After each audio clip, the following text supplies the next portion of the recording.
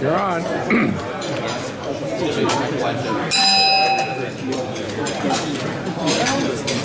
Hi, welcome to the Downtown Topeka Rotary. I'm Mark Gawronski, your president for this year. Please stand and join me in reciting the Pledge of Allegiance.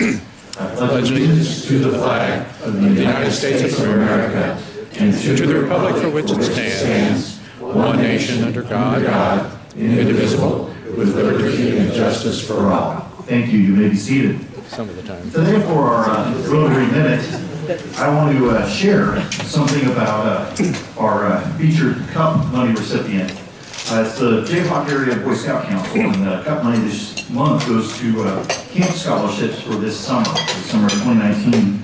They provide up to 50% of the cost of day camp or resident camp. Working at the rescue mission, we get to see a lot of cool things. One of the cooler ones I've seen is Wayne Pancoast coming to us and offering at no cost to the kids at the Hope Center who are staying there with their parents a chance to go up for day camp for the day. And the only scary thing I've seen there was a copperhead, and when I got separated from the rest of the folks after I parked the bus, and they all went a different way, and I went down a trail they hadn't been on, and thankfully the little kids had a chance to see that copperhead with me, and being an experienced woodsman, he and I both went the other way. But the kids absolutely walked around and asked, "What's that noise? Oh my gosh, what's that?" And we said, "That's a squirrel." You know, "What's this noise?" "Oh my gosh, that's a bird. It's okay. We're good." And they were exposed to so many new memories and so many opportunities. So anyway, we have a lot of gratitude for the Boy Scouts and the opportunity on scholarship that they extended to those kids, and we're grateful for the good work that they do with all the scouts in Jayhawk Area Boy Scout Council. Today we have a number of guests. If you would, when your name is read, stand and remain standing until the end, and then we'll clap and welcome all of you jointly. Jacob Wamigo is from the Topeka South Rotary Club. Welcome, Jacob. Hi, Jacob. And please remain standing. He is transferring to our club, so that'll get you your own applause as well.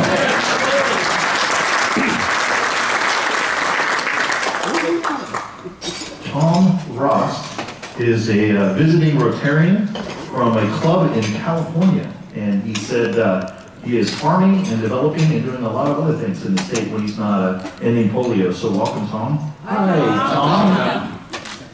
And Colette Coolidge is here. And Colette, please stand and remain standing. We know who her adored host is today as well. Thank you, Colette. Hi, Colette. And lastly, but not least, we have Stefania Caraccioni, sorry. And she is a guest of Yana Ross, and she is with Enchanted Smiles Dentistry here in town, and is a dentist. So, hi, Stefania. Hi, Stefania. Thank you. Welcome. Thank you all for visiting, and thank you for finishing the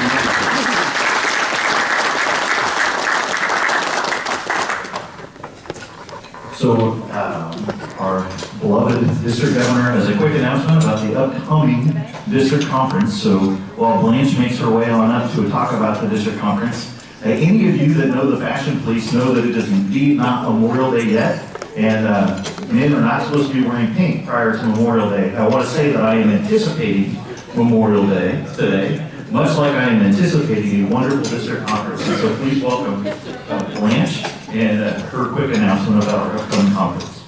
Thank you, President Mark. Hi, everybody. How are you doing today? Oh, good. Okay, it's a great day to be a Rotarian. Yes. Yeah. Well, hopefully everyone knows what's going to happen tomorrow. Not tomorrow, but next weekend. We will have our great district conference right here in the Cyrus Hotel. And I told President Mark I would be brief, but I wanted to make sure you were all aware of the conference. It's so exciting, you won't even believe it. 2 days of great excitement, and we've been working with our conference charity, the World Gas, and the various committee chairs. In fact, could the committee chairs please stand, or if you're on the committee, could you please stand?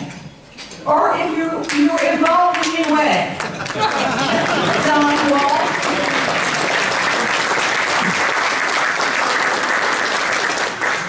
It is so exciting, you know, you'll just go down the Yellow Brick Road and you'll just have so much fun in Topeka, Kansas.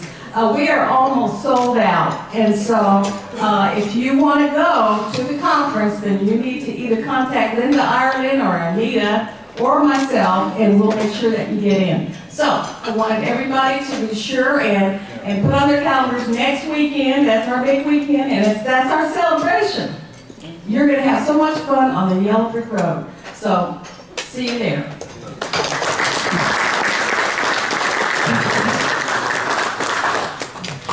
And do we have any Friend X announcements? Does anyone want to thank a Friend X for anything that's happened? Roger? I had a very nice card for my friend X for 29 years in Rotary. Wow. Awesome.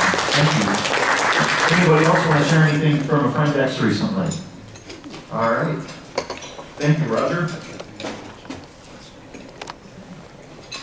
With that said, it's time to introduce our speaker. It's my distinct pleasure to introduce one of our own members. Larry Gawronski is Executive Director for the Topeka Performing Arts Center, managed by VenueWorks, a firm based out of Ames, Iowa, that specializes in private management of theaters, arenas, convention centers, stadiums, and well-traveled basketball fans. Larry has been managing theaters, convention centers, and arenas since 1978, producing concert, theatrical, and pageant productions and promoting concerts with artists ranging from Tony Bennett to Guns N' Roses and Florida Georgia Line. A graduate of the State University College of New York at Buffalo, Larry also has a professional theater background, having performed in numerous professional and community theatrical productions. He was active in the Miss Mississippi pageant from 1995 to 2011 and has assisted in preparing several Miss America contestants from Mississippi. Larry didn't mention this in his bio, but as someone who has a lot of experience with very, very, very extremely attractive people with incredible personalities, I feel honored that he picked me to introduce him today. Larry has earned the accreditation of Certified Venue Executive, or CVE, the highest professional certification available in the public assembly facility industry. He served several committees, including the Performing Arts Committee for the International Association of Venue Managers. While in Pittsburgh, Mississippi, Larry mobilized his convention center into a shelter for evacuees of Hurricane Katrina in 2005. His work led to a detailed memorandum of understanding with the American Red Cross on disaster preparedness and what is now known as mega sheltering. He is a member of our own club here at Downtown Topeka Rotary and is a past president of the Rotary Club of Pittsburgh, Mississippi. Please help me give Larry a warm Rotary welcome. Larry.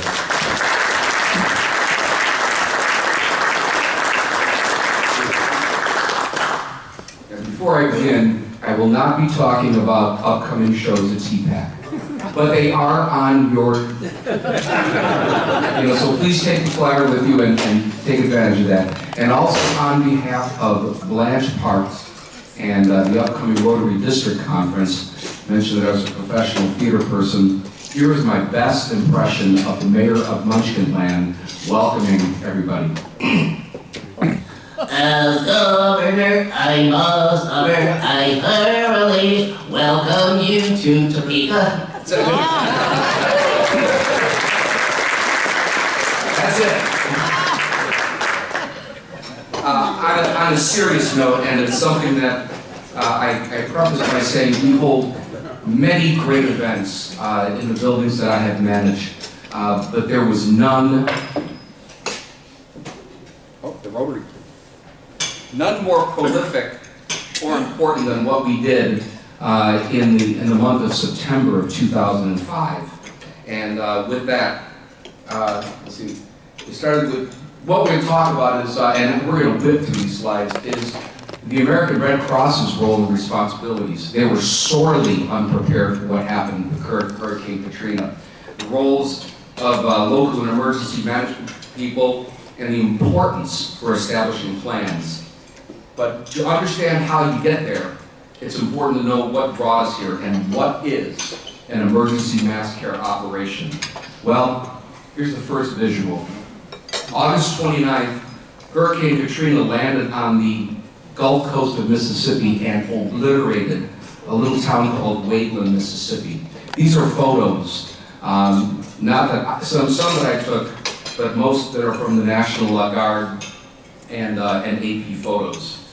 From there, we're 225 miles away, living in Vicksburg, Mississippi, and we sustained 65-mile-an-hour winds, power outages. That picture I took. we lost power. Aerial views from helicopters, those are houses. Those aren't matchsticks. And right beyond that was the rail line, and you can see how the cars themselves would toss like toys. Literally, that was Treasure Chest Casino, one of the floating barges. And I just remember hearing the radio announcement because we had no TV. And Governor Haley Barbour said, you know, our beloved Gulf Coast isn't damaged, it's gone. This is Interstate 10 from New Orleans to Slidell, Louisiana. Not driving that, that's for sure.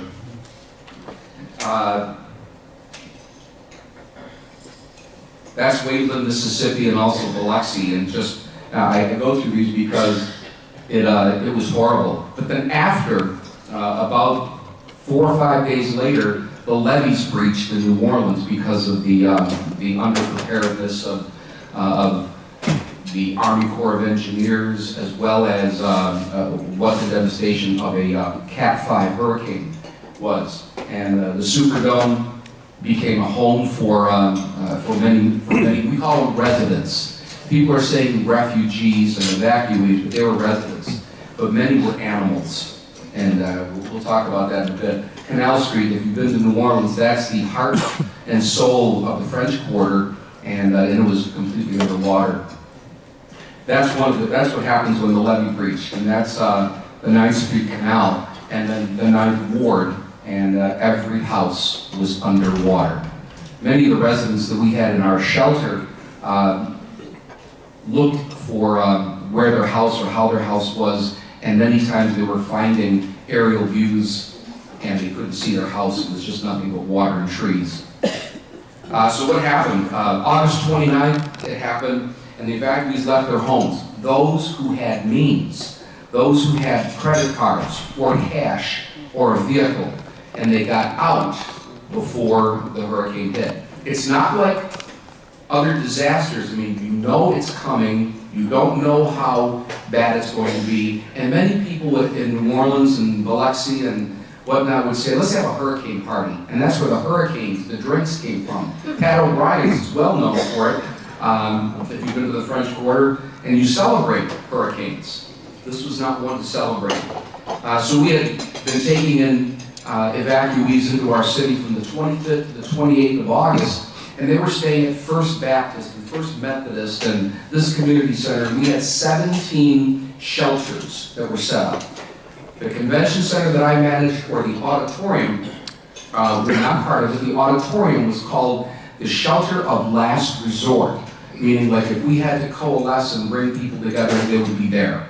The convention center was never in play. We had a full schedule of events, including the Mississippi Library Association that was ready to meet that weekend. Others were seeking shelter throughout the city, and several of the small churches and whatnot were opening up their doors. Then what happened, access from the fallen trees and the image that you saw, cut people off from power, and many of the residents in the shelters were infirmed and needed oxygen. And I don't mean CPAP machines, I mean they needed oxygen and IV drips. And without power, we were dead. I mean, we were dead to water. And many that were in the hotels, the ones that I said had means, and the small shelters, were open. So we had a shelter status meeting on Thursday the 1st. So this is it hit on that Monday the 29th, and everything's gone. I mean, power, hot water, volunteer base, and everybody is challenged. The volunteers have been working for 4 days straight. And they've been living at the shelters, and they're exhausted. And we're all talking, what do you need? We went around First Methodist. Well, I've got 27 residents and 3 infirm, and I got no power, and we have no food, and the situation was desperate. And so here comes Larry, comes to me, and I said, oh, it's time to consider that we put all the shelters into one. And they said, what do you mean? And I said, everybody gets transported to the Vicksburg Convention Center.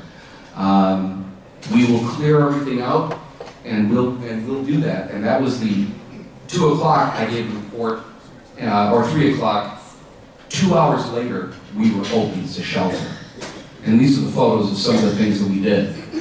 On the left, the American Red Cross and our food service set up a soup, food, and bread line, and it was good. 2/3 of our hall was the residence hall, and that's where we set up cots, shelters, beds. We even stacked chairs together, and 6 to 7, 8 chairs make a great bed. We found that out. You see people are sitting on the floor, and I think one of them, there even was a hospital bed, maybe not in this picture. We set up a chapel and grieving room. And that was because many people, it didn't matter whether you were Catholic, Methodist, Lutheran, Muslim, people wanted to pray and wanted a quiet place to meet. We set up one of our meeting rooms. In addition, we set up a donations room. And this is something that it really brings me to, it's emotional, but I went on the radio that morning, on Friday morning, and said, we just opened up a shelter last night and we need donations.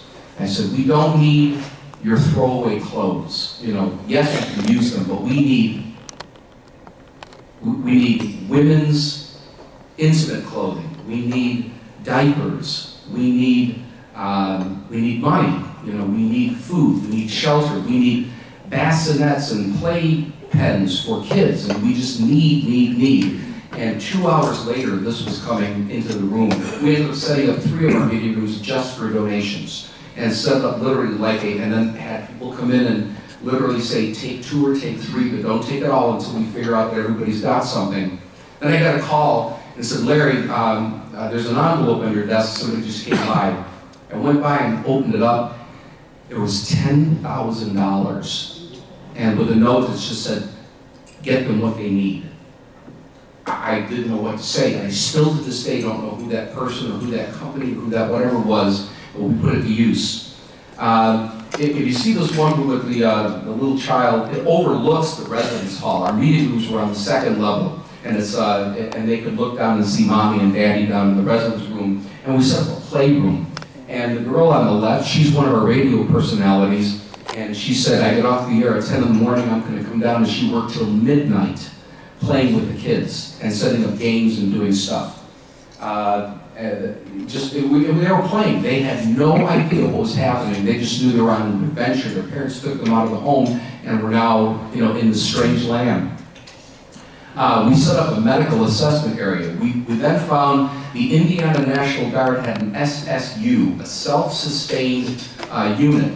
And it had a general who was a doctor, several paramedics, and also trained professional and medical staff, and they did medical assessments because we were accepting what was called the wet population. Those who transferred and moved out of their homes before the hurricane hit were dry. But now that you've been in water and bacteria and mold and whatever, it was just horrible, so they had to be assessed. And the general's not in this picture, he comes in another one, where we literally take them into these little curtain areas that we set up with our draping, our exhibition draping, and those would be examination rooms. And then from there they went into a men's corridor, women's, families. We ended up on the fly segregating populations and setting up blocks, and I think it talks about that later, because we had single women, you had single moms with kids, you had mentally disturbed people that you didn't know, and you had all kinds of problems that you didn't know. It was the best of times, and it was the worst of times. We set up a hospital area. We had 3 small rooms, and one was a real small room. We made that where we put all the meds, all the prescriptions and the drugs, and we had hospitals that were coming down and bringing us all those prescriptions, and not caring. I'm sure they were reporting what they were taking out of their stock and into whatever, so that everybody had it. Then we had a men's room and a women's area, and this lady needed oxygen, whatever, and her husband's feeding her. And we had volunteer nurses and doctors that would come off their shifts and say, I'm here now. And they were helping as well. And it was probably one of the most prolific things I've ever seen. at first we were, again, you see how the chairs are set up and make a wonderful bed, or air mattresses we got donated. We even put up our big screen, and you can see Katrina and they're seeing like their homes or their hometowns, and like, wow, I didn't realize what was happening there. We set up a dining and social hall, the other third of our big exhibit hall, and that's where we had games, we had movies, we had singing, we had non-denominational services. And I said, I'm going to bring in some DVDs, we're going to have a great time. What's the first movie that I put on? The Wizard of Oz. It's about a tornado.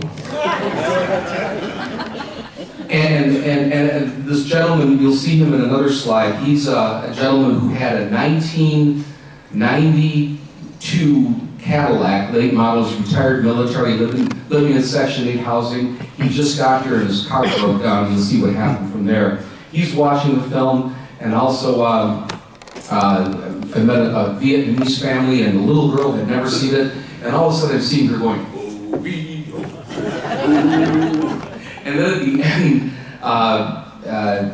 the most prolific line became something everybody thought about. It was like, Dorothy saying, there's no place like home. There's no place like home. And I'm like, I grew up in one week.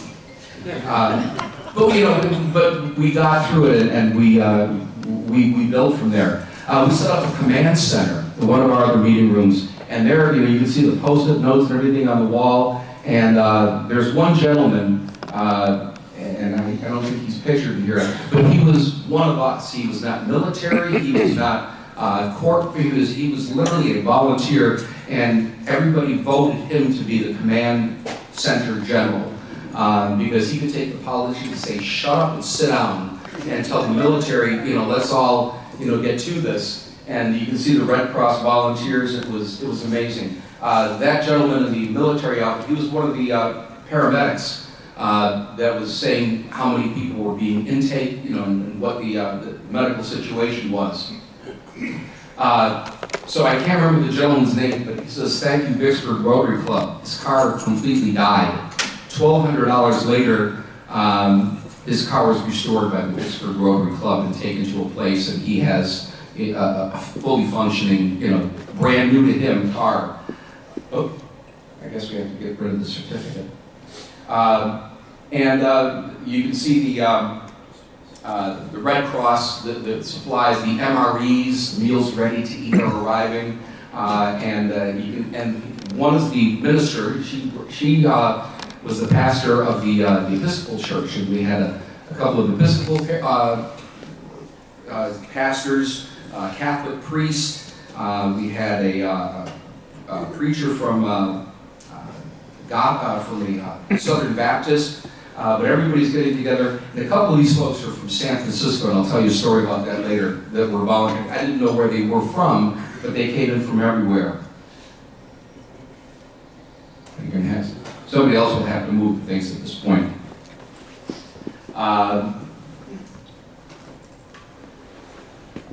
But what happened was everybody started taking the lead and what they had to do and where they had to be.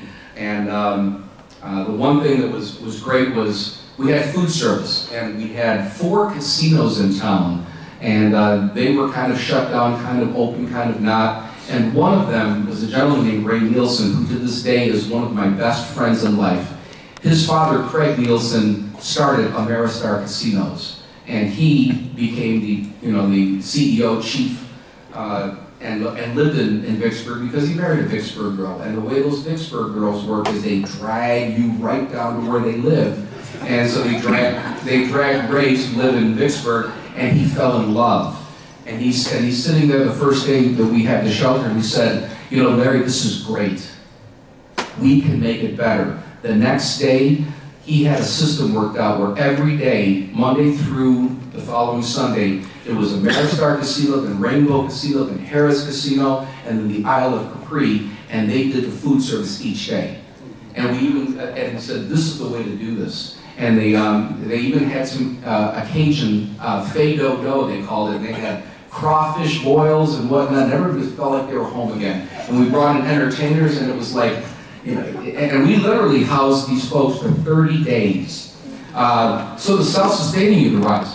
They had guns, and said, you know, oops, go take pictures of this, which I did. But they literally arrived this way. They said, we are heading down to the red zone, to Hattiesburg, because that's where all the action was and the problems. But we're going to be here. And so they literally set up, and the arms munitions general, or whatever it is, he was literally, in case they had to break out because there were riots or mayhem, and they set up their shop at our auditorium. So everybody's living at the convention center, and they're being deployed from everything that they do at the auditorium. Again, we had needless damage and destruction. I had people who took the Play-Doh that the kids were playing with and stuffed it into my escalators. They spray tagged and graffitied the exterior of the building and ripped urinals off the wall.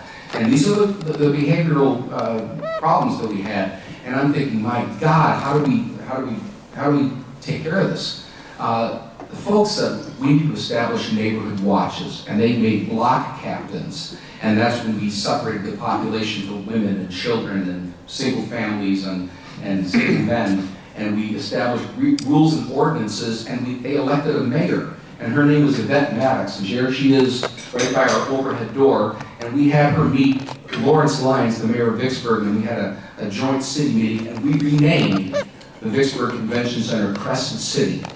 And from there, we also established a postal zone. And so mail could be delivered and rerouted from their homes into our convention center.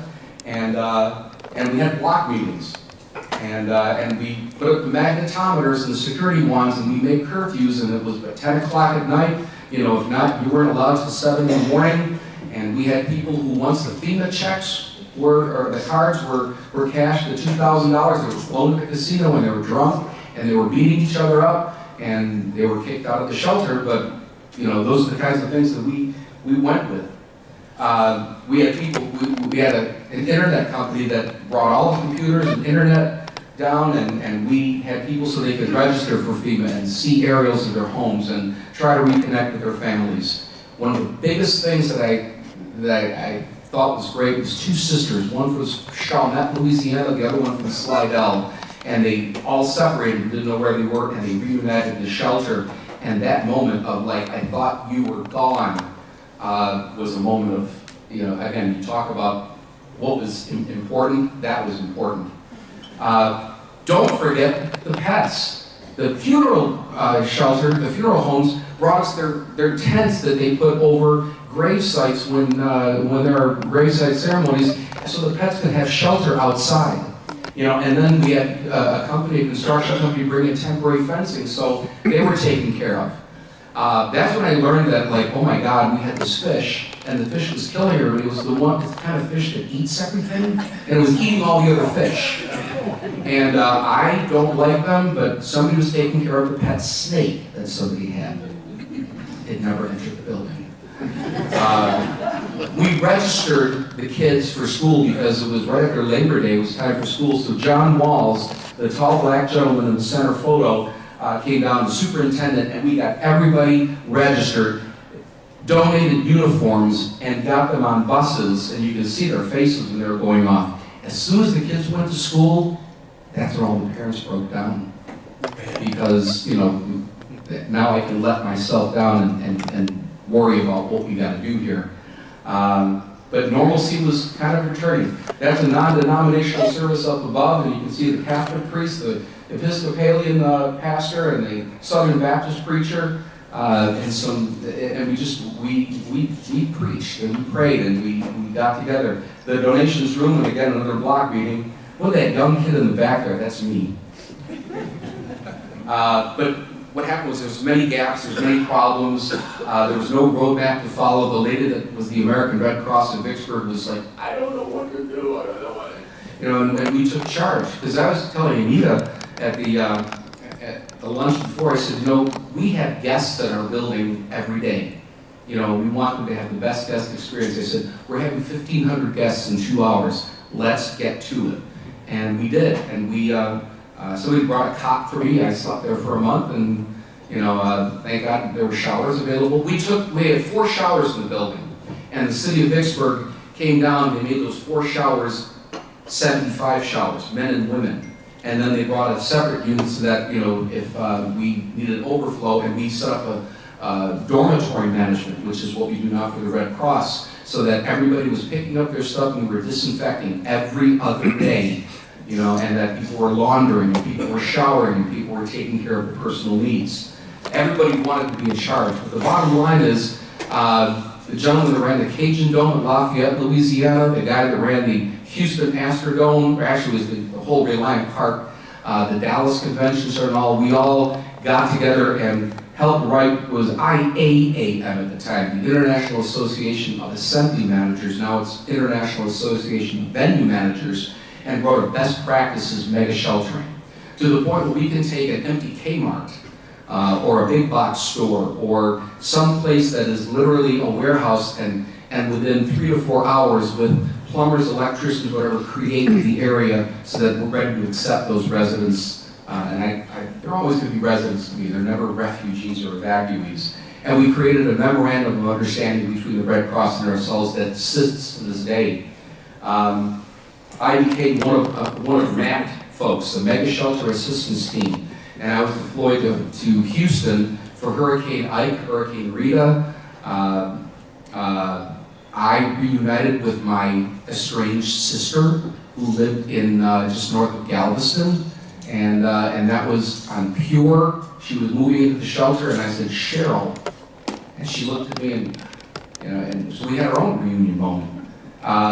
And I got on the speaking circuit, and that's where I was on a panel for the IAFE, the International Association of Fairs Executives. We talked about how to turn fairgrounds into a mega shelter, and I was sitting next to a guy from Houston, and I said, I had $200,000 of damage. They ripped up my urinals and this and that, whatever, and he said, I had 10,000 residents that got off the buses, and before they left the bus, they were told, if you leave your weapons on the bus, you have amnesty. And they found AK-47s and knives and guns and all kinds of things.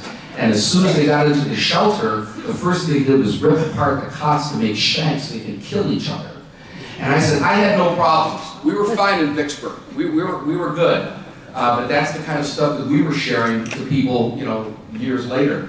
But we created a multi-organization management and unified system to help, on what to do in these cases. And it's taking large, non-conventional sheltering facilities and being able to accommodate the short and long-term needs. We just identified the things, planning sessions. We continue to meet. We continue to have conference calls about how to tweak this and how to make it better. And the key services are how to provide, what to do, and then I can go into charts, and there's client registration, and how do you set up for public information, who's going to be the spokesperson, how is security and building access controls done, how do you take care of medical and mental health services. Well, I know between Vallejo and Stormont and whatever, we have that talent in order for us to make that assessment and do those things, and how do we communicate and do meal services. And the charts that you can't read are all saying, whose responsibility, what are we doing? We made charts, and we made these things so we can checklist and do these things. Janitorial, what to do with family reunification, recovery information, people, this person's just trying to reach out, this person. Building maintenance done during just logistics. How do you bulk distribute those things as they come in, those beddings, those personal needs? How do you make entertainment and recreation? Childcare, pet sheltering, transportation. I got to get to the post office. As I mentioned, the memorandum of understanding made a big difference. That's the Houston Convention Center, the George Gonzalez Convention Center, and there's a residence for 5,000 people, and they had to literally segregate that into men, women, children, families, single moms, etc. There's the Houston Astrodome, which is not in existence. Maybe it still is. I don't know if it's been torn down, but it made a wonderful place for mega sheltering, and you can see what that ended up looking like. And the mega shelter assessments team that I talked about, we're 2 to 4 individuals. We have 3 to 7 day assignments. We took time off from work. Didn't get paid, but I feel that there's a higher human growth that we got out of that. And now we have Red Cross and IAVM teams that deploy and continue to do disaster relief operations. This is the IAVM headquarters in Coppell, Texas, and there we are talking about, some of these are mat instruction folks, and how do we make this better, and how do we continue to make it working. I didn't go to this, but we were all talking about the Greenberg. I mean, who's from Greenberg knows what happened when Greenberg was literally wiped off the map in the tornado, and people that had to find new housing. I did go to San Diego. By the way, that's the same house left and right of what it looked like before and after the fire, and what it looks like from a standpoint of, oh my God, that fire is coming at us. And we mobilized Qualcomm Stadium and had 10,000 residents move into that outdoor stadium. This is one of our buildings in Cedar Rapids, the Paramount Theater, that was 9 feet underwater when the Cedar River overflowed, and literally downtown was obliterated. And we at VenueWorks are no stranger to it, certainly not a problem. And that's our operations manager who left Cedar Rapids right after this. But he's manning the sandbag and says, I am out of here. I am so out of here. There's the general who's giving our mayor the plaque for outstanding service, and then Lawrence gave it to me and he said, you guys deserve this. So it forever sits at the Vicksburg Convention Center, made me feel proud. There's the commander, John Q. Public. He is not connected to anybody, and he's the one to sit here. If any of you have ever met or know my boss, Steve Peters, who's the president of VenueWorks, that's his wife, Randy, and she's a Red Cross volunteer, and she flew down and stayed with Diane and me for a month while we put this together. That's my office, which was no longer my office because the mayor, the state senator, and one of the city councilmen are having meetings in my office because that's one of the last private areas that we had. But the bottom line is we made it happen, and I made it under 1 o'clock. I certainly am open for any questions, but it was prolific, and it was something that has forever changed me, and I hope that we never have to employ it, but if we do, I'm here to help.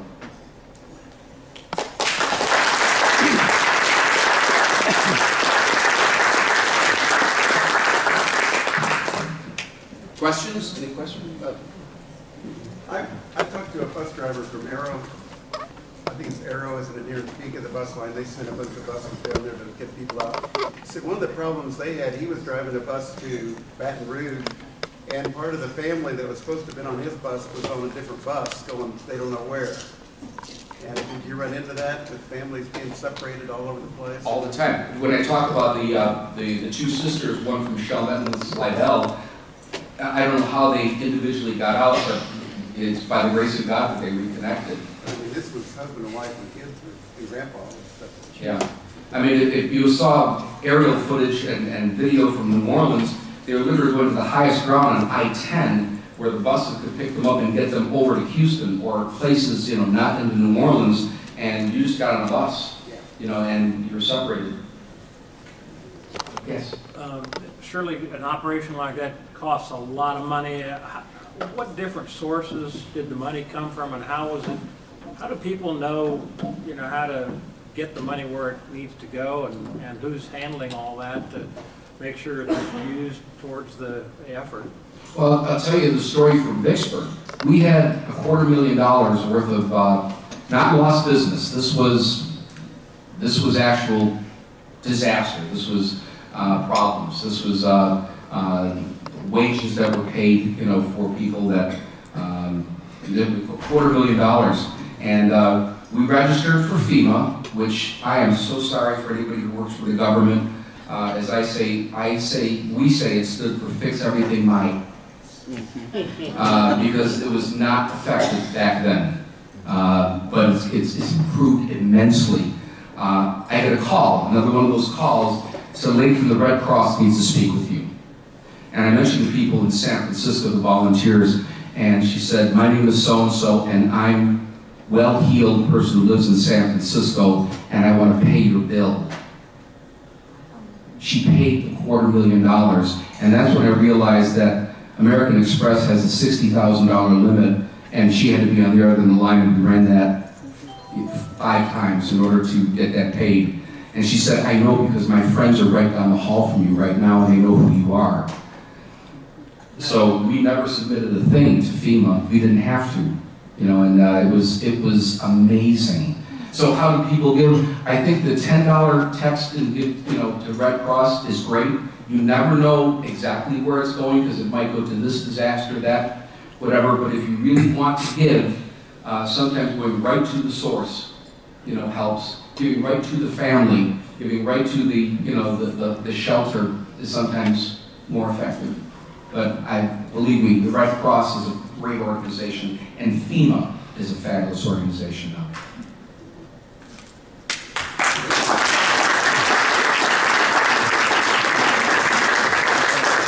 Thank you, Larry. We have a Rotary 4-way test point. Thank you for modeling those core values.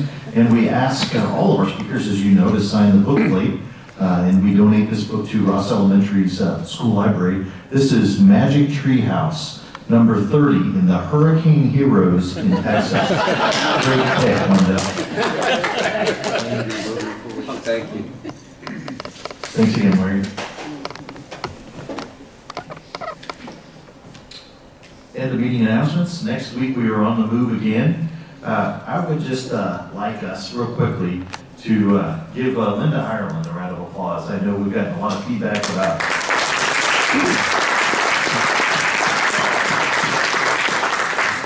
more regularly being in one place and enjoying knowing. If you're anything like me, I like to wake up on Thursday mornings and know right what my day's going to look like. And so often God has such different plans for me than what I thought for that day. But I know we're on the go quite a bit, and Linda does an awful lot of work every week when we're on the go. So thank you very much for that, Linda. She has sent out an email to ask all of you to register. So next week, please register for the Dillon House. We'll be meeting over there, and an opportunity for a great program. Our own Robert Raff will be on the podium talking about the Jefferson Awards that KSNT is promoting, not just in Topeka, but all of Northeast Kansas, and it'll be an exciting program. So with that, let's stand and say the four. Next week is the district conference, but not on Thursday. Correct. Okay, just Correct. Yeah, and if for any reason you're getting tired of me on the podium all the time, I understand. Marie Pico will actually be on the podium running our meeting next week. So not only do we have a great program, but it's a chance to come to a meeting that is not facilitated by me. So with that, thank you, Hurst. We do have the district conference starting Friday, but we will have our regular Thursday lunch meeting next week as well. So with that, let's say the 4.5-way test of the things we think, say, or do. Is it the truth? Is it fair to all concerned? Will it build goodwill, better friendships? Will it be beneficial to all concerned? And will it be fun? Thank you. Have a great weekend.